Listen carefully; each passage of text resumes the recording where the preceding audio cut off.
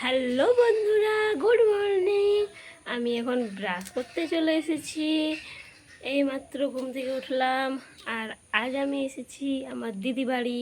তো সবাই সঙ্গে থাকো, দেখা হচ্ছে একটু পরে। বন্ধুরা, এটা আমার ছেলে, এটা আমি। জিভটা বার কর, জিভটা বার কর।